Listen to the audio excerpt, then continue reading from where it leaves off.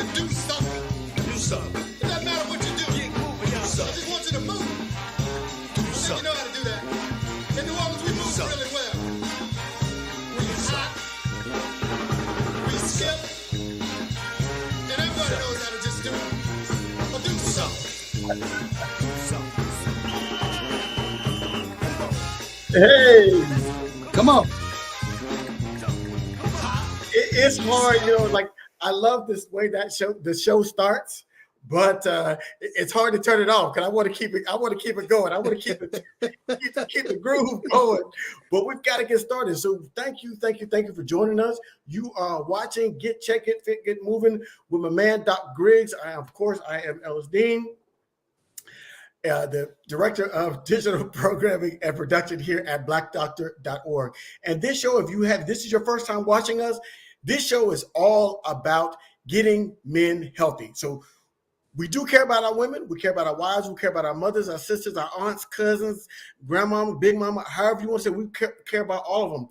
But we also know that men are less likely to go to the doctor. Men have a lot of problems when it comes to it. So we are here to get our men healthy. So if you're a female, you're watching this program, tag a man, write this information down, let them know, hey, I was watching this show. It would be really good for you to watch. And you can watch it with them so y'all can learn together. This is about sharing the information, but we're going to be talking about a healthcare from a male perspective just a little bit. So, Doc, I'm gonna shut up. Doc, how you doing? I'm good, man. I'm good. We're, I'm just making sure I get my numbers right, man. We're talking about some stuff. Part of the purpose of the show is like we wanted to talk about some stuff that guys don't want to talk about and don't like to talk about. We put a little pop, a little beat to it, get checked, get fit, get moving, to make it fun. But it's the most non-traditional men's health show, medical show, I think that on the planet right now, in a good way. So this topic is something that comes around once a year, usually. Everybody's wearing the pink and we're doing the walks and we're talking and the ribbons have been. Who I'm sure a lot of people are thinking of what Ellis. Why did you pick this topic again? Because men can get breast cancer too, right? Say what? Men can get breast cancer too. Who? Men. Yes, we can. Yeah. Well, that's a lot that people don't know about. Particularly Black men don't realize there are people that you may know that are breast cancer survivors. And I mean, you not personally know them, but has anybody had who's the coolest man on the planet? Richard Roundtree. Shaft. Oh, yes. Folks, Shaft is a breast cancer survivor. Shut your mouth. Oh, shut your mouth. So much so. I mean, he was so much of an advocate, and it was such a taboo topic that it was reported that after he had the mastectomy, wait, what? Did I say that? Yeah. He for a period of time, I'm not sure if he ever did anymore, but he wouldn't do a movie scene with his shirt off. Right. Because of he had to have his breasts removed. So when I want to real quickly just dive into what that means. We all have breasts. We have mammary tissues in women because when they go through puberty and the influence of hormones, the female hormones developing, they become larger, they become functional. Of course, that's how we feed we feed the babies. But men have mammary glands as well. That's just not as developed. So it's possible, but if anywhere in the body that you have a tissue, it's possible, I want you to pay attention to this, that those cells could not want to stop replicating.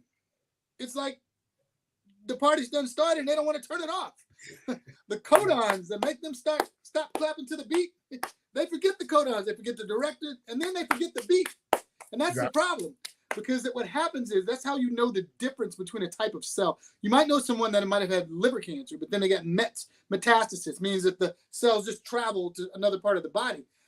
And you wonder, how is it I thought he had lung cancer, or liver cancer, and they looked in his brain. Well, they still look like liver cells. They're wearing the liver t-shirts and the liver jerseys. The breast cancers are wearing the breast cancer shirts and jerseys, but when they metastasize, but they don't look quite right. Like they don't look quite right. They replicate, but they don't quite do it. Some are big, some are small, and they just get the morphology or the size and shape all wrong, but they're wearing their breast cancer shirts. if you have any tissues, if you have breast tissue, those cells can over-replicate and move to other parts of the body and cause all kind of problems because they don't have these stop codons, the things that make them stop partying and replicating. Right. So thinking about it like that, I put together a quick kind of there's 8 symptoms for. There's probably more than this, but I put together 8. Okay, so let me just say that up front so people don't think there's only 8. So about men and breast cancer, we're going to go through this quickly. And so these are some of the risk factors that you need to know. And some of these we know, man. So some of these just by reading it, and some of them, Doc, you're going to have to help people understand what these risk factors are. So we know excessive drinking. But it's not for the reason why. But wait. First. I feel like the nerdy cartoon doctor officer. But wait. First of all, we talk about men and breast cancer. Less than 1% of all breast cancer diagnoses are diagnosed in men. That's not surprising. Like yeah. But then, if you want to think about that, 1 in 833 men will develop breast cancer in their lives. 1 in 8. How many Facebook friends do you have? How many men Facebook friends do you have? Woo. How many times have you? In 1,000 people, at least 1 male will develop breast cancer. So I wanted to lay the platform with that. But now I want to get to some of these that you're talking about. These are, you talk about excessive drinking. Everyone knows, drinking for your liver, it's bad. Liver can cause cancer. But no, specifically for breast cancer, what's interesting is if you damage your liver, you increase the amount of, you altered your hormone production, and that decrease and increase in hormone production, the estrogen, female hormones, can lead to specifically breast cancer. Yep. So that is one of those, if I were in an audience, I go, Ellis told me that. You let me down. He's like, yeah. We started from the top, now we're here. Oh yeah, we got sober real quick, and I know we're talking, and that was a pun intended. We got sober real quick when we start talking about excessive drinking and the impact it can have on our breast cancer. So, so and just for definition standard, they said the recommendation for moderate drinking is 2 drinks per day for men, and so we know. I will say, we have a good idea as being men that 2 drinks is a regular night, but if we're going out with the boys, we're going to go watch the game. 2 drinks ain't gonna happen. It's gonna be more than that. And so I'm sorry. Personal foul. 2 drinks. I thought we were gonna be real on this show. 2 drinks is a regular for who? If you're going out with the boys, if you're doing any 2, I'm saying 2 drinks. I'm saying it's 2 drinks is what you drink when you're at home watching TV. That's not what you do when you're out with the boys. When you're out with the boys, that 2 can go to 10 real quick. It just depends on, what night. Is it a birthday night? But think about this now. Your drink might be Did the Saints lose to the Falcons? Did the Saints lose to the Falcons? There you go. Because that may cause you to drink. Sometimes you could, it could. So you might have 28 drinks or just 3 drinks. Yeah. Super Bowls will do that to you when you lose. I'm just saying, we can go all night. But no, it's excessive drinking, folks. Like excessive delusional disorder that you will ever win a Super Bowl if you're a Falcons fan. It will make you drink. So do not push yourself to that limit. Excessive drinking is a problem. Yeah. On to the next. Obesity. Obesity must be the same reason. Body mass index. Yeah. It's something that it's all we have. I mean, it's not the greatest. It doesn't count for muscle mass, body structure, athletic builds. But it's what we have. And the studies have shown that body mass index, which is your height to your weight ratio, by this index is greater than 30 in men, can increase your risk for a lot of chronic diseases, hypertension, diabetes. But specifically, we're talking about breast cancer. The more fat cells you have, the higher your estrogen levels will tend to be, and can increase your risk for breast cancer. Now, I don't want you to think that these men, as we go through this, the men that are diagnosed with breast cancer necessarily have alterations in their estrogen or more female hormones, but these are definitely risk factors. Risk factors. So family history, and that family history could either be male or female. So as long as you have a direct relative, what be it male or female, that does increase your risk factor for as a man of developing breast cancer. So and then age. Typically, the average age where the man develops is I think it's at 70 from my research. Yes.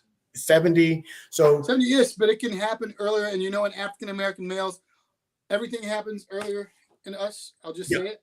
Prostate cancers, colon cancers, hypertension, you name it, it happens earlier. And we need to be more vigilant, especially as Black men. I'll just leave that right there. Yeah. Yes. So, and which is bringing to, so that age. Now we're going to get into some of the things that are more medical and significant.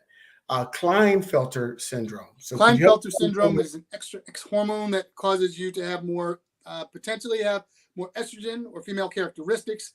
If you want to do them quickly, the estrogen therapies, it's the exact same thing. The increased amount of estrogen, increase anything that causes you to have these increase of your estrogen can cause you increase your risk of breast cancer. Exposure to radiation, we know free radicals specifically cause problems all over the body. The inflammatory response, all nine, can cause problems with breast cancer, as with testicular issues. Can alter the amount of testosterone in your body, which can potentially throw things off, decrease your male hormone, the testosterone, and then increase the estrogen, the female hormones, and increase your risk of breast cancer. That's the simplest way to think about it. Yeah, and just as a FYI, gentlemen, estrogen therapies are sometimes an intervention used for prostate cancer. Yes. So even while you're getting your prostate cancer treated, that could potentially lead to you developing breast cancer. So that's why it's important to recognize that and understand that and have that conversation with your doctor. And Dr. Griggs just kind of talked about Klinefelter syndrome. As a male, you have an X and a Y. Well, when you have Klinefelter syndrome, you have another X, so you're XXY. And here's the thing, Ellis, you brought up that prevention is a cure for everything. Right. Part of prevention here, I'm not going to jump too far ahead. I'm going to talk about, Ellis related it directly to prostate cancer, is to get your PSA and get your prostate checked. Get your digital rectal exam, get your PSAs as early as 35. Start having the conversations at 30. If you have it in your family, have it at home first, get your PSAs. And then you didn't think we'd relate. Y'all didn't think we'd relate the two. We got checked. We got moving on y'all. Yes. Prostate, breast. Yes. These are organs these are just two of the organs that you worry about as men with cancer. And remind folks what PSA stands for. Prostate specific antigen. So let me just tell you this. I'm gonna take you out of med school real quick. Ellis, you can get an honorary degree right now. Everything in medicine is really broken down to word root. If they say prostate specific antigen is just a protein. Let's just think, when you hear antigen, think protein. Located where? It's located in the what, Ellis? Prostate. Oh, does that mean it's specific for that? For that prostate.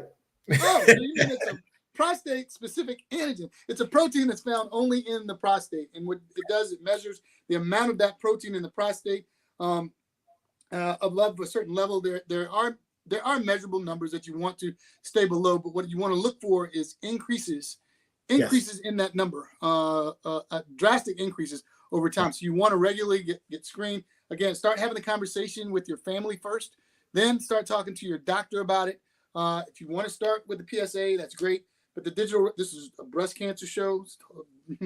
But if you want to start with your PSA, the blood test first, then that's fine. But eventually, the best way to test is you need to use it needs to be palpated, because there are a lot of times your prostate PSA numbers can be normal and you can still have something wrong. Yes. Yeah. And so again, a couple of quick things. Number one, when you go get your annual physicals, particularly if you have a family history, report that to your doctor so they know, so that it pops higher up on their radar in terms of what they're looking for in your body. So if you have prostate cancer in your body, number two, know what your numbers are, right?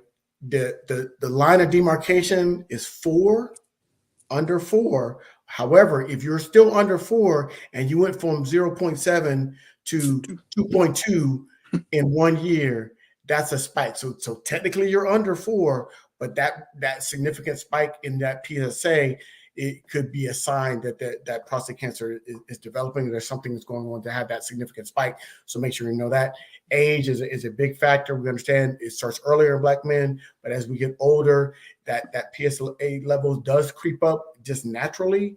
And so therefore, and the prostate starts to enlarge just naturally as we age. So we got to make sure that it's not prostate versus just kind of natural aging. So you do that by going to see your doctor regularly and having those conversations. All right, back to the breast. I was about to say, jumping, but while we're still in the doctor's office, right? You know, Ellis, you started with something excellent. Even if what we're telling you here, and the purpose of today's show is, even if you have a history of breast cancer in your family amongst the women, please tell your doctor. Yes. Please tell your doctor. And when we talk about, I mean, I guess we can kind of move a little bit to it. We talk about knowing your body, the exams. If you feel lumps or bumps or tenderness in your breast area or in your under your arm, because that's where the lymph nodes, if things drain to the lymph nodes under your arm, then you should tell your doctor to be aware of it. That 1 in 833 people are usually found on an incidental finding because something just doesn't feel right. It's always kind of tender. It's not a hair bump. It's not a hair bump. Well, you know, especially if you didn't do anything specific to hurt it, to injure it, and then all of a sudden you got this lump and you go, wait a minute. And so the purpose of this programming is particularly for this one in particular is, as a man, I'll say this, as a man, I never thought about breast cancer until I learned that men could get breast cancer. And so when we hear Breast Cancer Awareness Month, what do we just go, oh, I got to wear some pink to support the women? Real men wear pink. We're going to put on the tie. And we're doing it in support of the women in our lives, and we don't know, you could be supporting the men or you could be supporting yourself in that. And so we have to understand that men can get it. Yes, it's a low number of overall, but it's still a number. And so we've had, like we talked about Roundtree, Beyonce. We all know Beyonce. Her father is a breast cancer survivor as well. So, and I want everyone to think about this. These are all low numbers until it knocks on your door and it's you, and it's just you. Where's the camera? You. Yep. Yeah. They're all nothing's a problem until it knocks on your door. Yep. Absolutely. And so we got to make sure. So if you have any questions about, and we're going to talk about prostate cancer at another time, another show. We were planning a bigger show about prostate cancer. Yeah. But this is about breast cancer. And so when we're talking about overall, should men, is it not just, should men get a mammogram if they have a family history, or how should men attack it if they have a family history? Or should we just be monitoring for the lump or the drainage? So believe it or not, I mean, it's the first thing is a conversation with your doctor, and then it's the exam. Then there's the biopsy that's done on anything, and then possibly a mammogram, and then possibly, remember I said the mastectomy? I actually have a friend I have a personal friend that had breast cancer, and he had to have it. He had his mammary glands removed. I mean, now, of course, he never hit puberty, didn't have the female hormone maturation, so it didn't develop into breast, but it can. So the tissues, the ducts, all those things are taken out. And there's a scar, and the nipples are usually removed, which can be embarrassing for some guys. But, dude, I'd rather have a life. You know what I mean? Yeah. Yeah, so you see how real that is in terms of really the impact that it could have. We talked about Richard Roundtree not wanting to do scenes with his shirt off because he had to have that mastectomy. It's embarrassing. So when we're talking about a condition, and this is one of the things, this is kind of my wheelhouse, is we talk about the condition itself and the treatment of that condition, but we don't talk about as much about the mental side of that, right? What impact will that have on you? To understand, as a man, thinking about, I have an illness that is typically that's associated with women, right? Yeah. How is that landing on that man? When you say I have to go get a mastectomy, and we, in society standard, we think, oh, that's something that women have. And so how is that impacting his mental health? Is he stressing out about it? Is he trying to hide it? Or what are those other kind of challenges that have come from just having, breast cancer as a man? So the big thing that we want to talk about, Ellis, is that, guys, even if you get the diagnosis, do not stop. It's not going to go away. Right. There's a lot of embarrassment.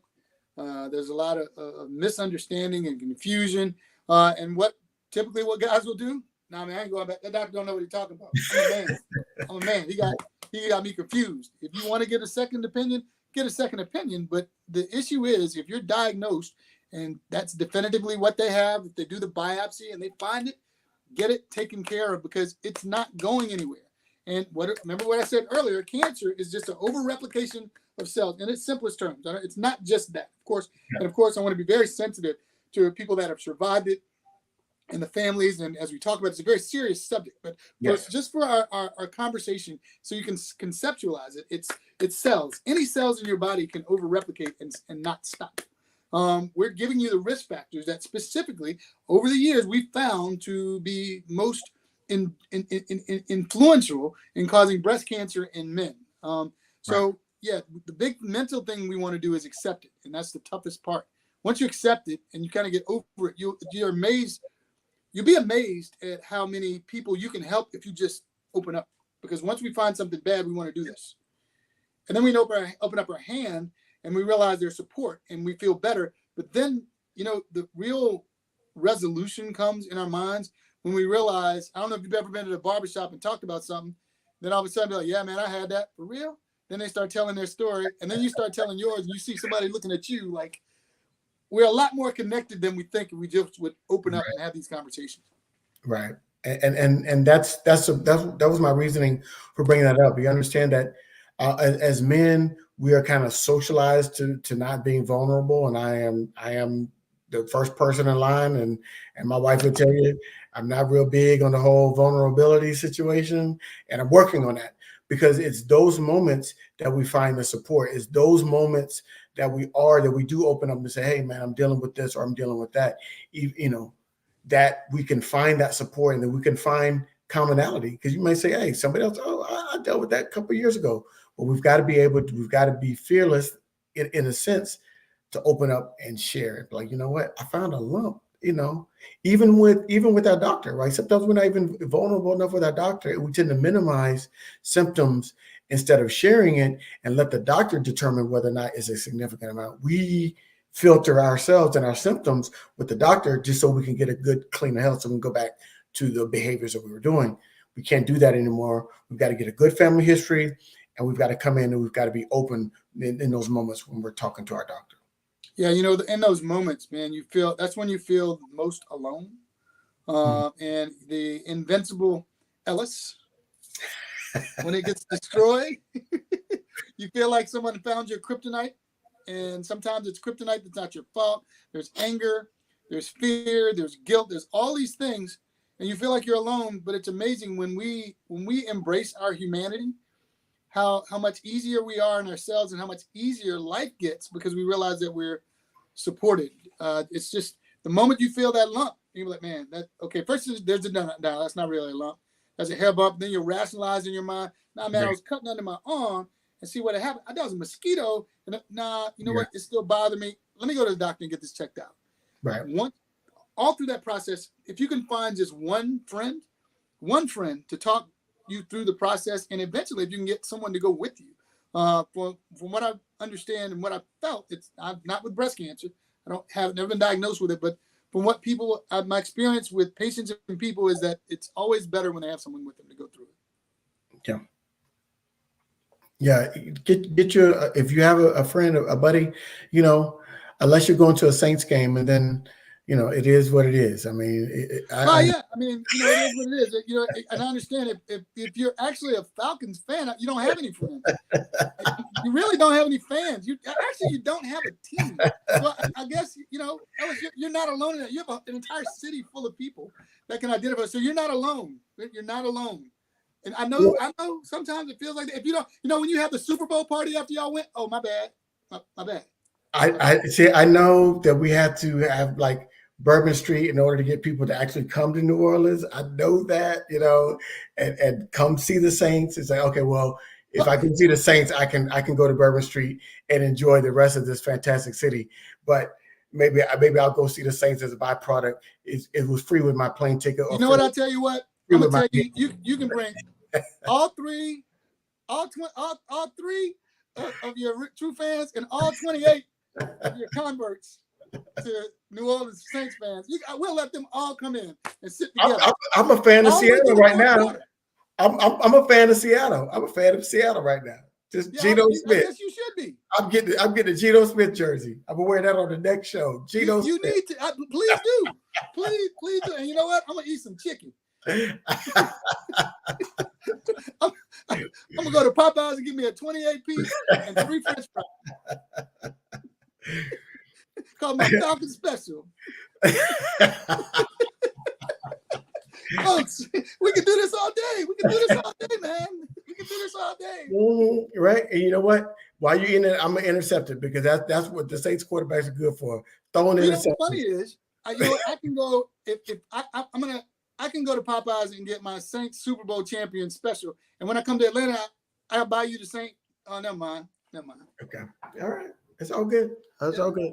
I'll intercept yours because I know you can't keep it for all. Man, you're gonna have to. You're gonna have to. But no, okay. So what did we learn today? Got him, folks. Got him. We have learned. I want to make sure we get back on the rails before we go offline and then we really turn it up. So right. What did we learn today? Number one is that even though it's a low number in terms of overall breast cancer patients, men can still get breast cancer. Number two, we talked about the risk factors. So risk factors like drinking and age and estrogen therapies and Klinefelter syndrome. We've listed 8. There might be more, but we listed 8 prominent risk factors that can contribute to a man getting breast cancer. Number two, we kind of gave we talked about what cancer is. It's those cells that don't have those kind of contact. It's called contact inhibition. Contact inhibition. They touch each other and they continue to grow. Most normal cells, they pile on. They pile on like on. you do on the Falcons because they pile on. And so that's how you get that lump, because those cells are piling onto each other and it creates that space, right? Because it's a dense area of cells. So right. we know what that is. It's almost like the fourth ward in New Orleans, but dense area of folks. So dense area of folks celebrating. But go ahead. But also, so we talked about that, and then we talked about how, in terms of even if you're diagnosed with any condition, particularly with breast cancer, we understand because that is a condition that is typically associated with women. There might be an additional level of embarrassment. So to build your tribe, build your team, be vulnerable, and have those conversations, whether you're at the barbershop, whether you're church, online. Online. I know we've got the holidays coming up. Thanksgiving is a time we get together with family, have those family conversations, get a good detailed family history so you can kind of know what it is and what's going on with your body. So I want to do 2 things. Of course, I got to say it. So I want you to get checked. I want you to check your body. You need to, those dense cells, it was explained beautifully. I mean, we talked about the football analogy because it's very real for the sad Falcon fans. The non-contact inhibition, the piling on of cells makes the dense cells. You can feel those. So if you climb your family tree. That's part of getting checked. Ask your mom, grandmother, sister, auntie, uncle, father, brother, cousin. Do we have a history of breast cancer in our families? And then start just feeling around. Get to know your body. If you feel something abnormal, know that you're not alone. Right. You have Shaft, Shut Your Mouth, who is a hero of breast cancer. But then go ahead and go to the doctor, get checked, and talk through the process. Take someone with you. You're not alone in this. Bring someone with you to the doctor so they can help you. A lot of times we go to the doctor, the cortisol kicks in. Remember we talked about stress hormones. Cortisol kicks in and we don't hear anything. It's like, I didn't hear what he said. Sometimes they might say you don't have cancer. And all you hear is the word cancer and you freeze up and don't go back. Get fit. We want you to exercise, eat healthy foods, cut down on the alcohol, those things that can cause the free radicals, the food that can cause you to be obese, eat your fruits and veggies, and then finally get moving. Exercise. Absolutely. So we're going to, as we're wrapping up today, understand that we know that men can get breast cancer. You can get checked, get fit, get moving. As we close out with the only contribution New Orleans has made to society. The Super Bowl celebration that the Falcons will never know. I might sing it in my lifetime. I might. Well, thank you all for joining us. What are we talking about next time, Doc? So that's going to be November. Next month is November. It's men's health. We're going to talk more about prostate cancer. That's a big one. But we'll talk about other issues that are related specifically to men. You're going to hear a lot of them. Guys, I might call you fat because I'm fat. We all have fat to lose. But I want to talk about the good fat versus the bad fat, the brown fat. It's okay. You need a little fat. Everybody needs a little bit of fat. But not. Some of us are overachieving, and I will have to step up my game as well. We got to get better. So we got Movember, we got prostate. We're going to be talking about shedding some pounds to keep that dad bod. You know, we don't have to get holidays, the holiday foods. We don't want a Homer Simpson holiday bod. We want to get rid of it. How you can enjoy the holidays. Get fit, get moving. It's about portion size and portion control. And we're going to have a lot of fun with this. And we're going to give you some tips on how to survive the holidays without adding those extra pounds that we don't need. So stick with us. We're here every second and fourth Tuesday. Our normal time is 7 p.m., but we have special time now at 8 p.m., so we'll be back at our normal time on our next show. And remember, always get checked, get fit, get moving. We'll see you next time.